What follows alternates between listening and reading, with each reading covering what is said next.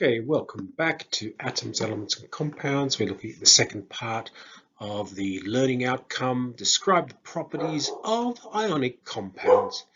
And they are, for these particular compounds, they have generally high melting points and boiling points and good electrical conductors when they're aqueous or molten and poor when they're solid. And we'll go into the reasons of why that is. Pose the question, can you describe a chemical and physical properties of an ionic compound? If you haven't touched this subject before, maybe you already know a little bit about it. Maybe you'd like to discuss. For example, an ionic compound has, or an ionic compound is, and you might say an ionic compound is a solid, which is usually white in color, perhaps.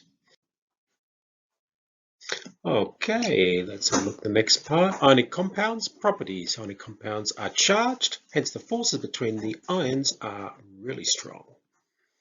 Ionic compounds form regular lattice structures, and these alternately charge ions to form crystals. We have a look at this one here. You could see that could represent the chlorine ion, and that could represent the sodium ion.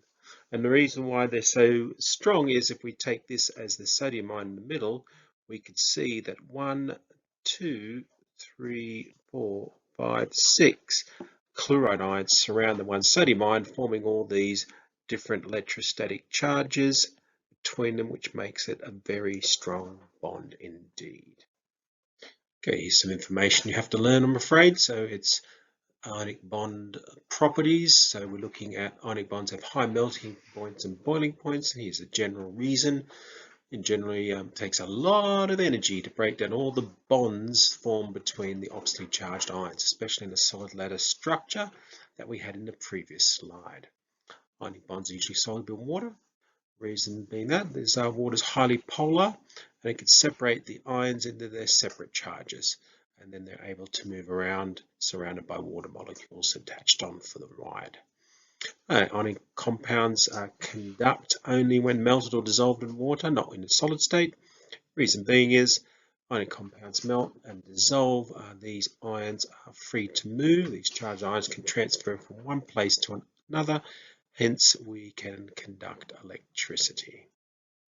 Okay, let's have a go at these questions, see how much knowledge you've actually absorbed. It's a good idea, an indicator of how well you're doing. Okay, if you wouldn't mind taking at least 4 minutes here, you've got 2 marks for this question here. Take 2 minutes, 1 minute here and 1 minute there. So here the questions are, as soon as I finish speaking through them or you've read them, have a go, spend the time. Solid potassium chloride will not conduct electricity, but a solution of potassium chloride will conduct. Explain this. Okay, give me your knowledge so far.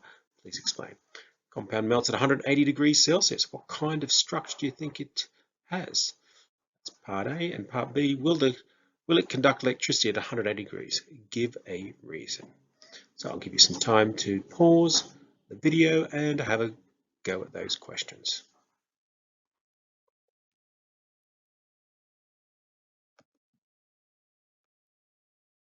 Okay, I'm glad you spent the time answering those questions. Here are the possible answers. I'll just read through them for you, see how well you've done.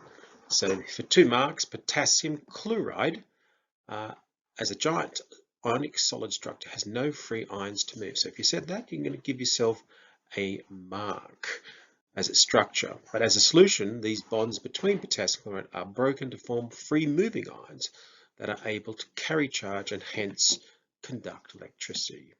So if you chose conduct electricity, carry charge, give yourself a mark. Free moving ions, there's another half mark, and then there's no free ions in the solid state of potassium chloride. Next one, what kind of structure do you think it is?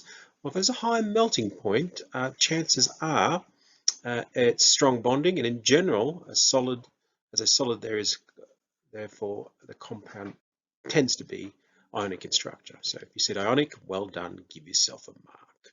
And the last one, will it conduct at 180 degrees? Give a reason.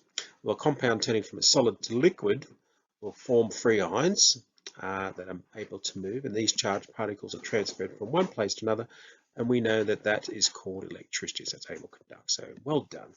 If you've liked these videos, feel free to subscribe to my channel, www.robertmcbeth.com. Thank you for listening. Bye.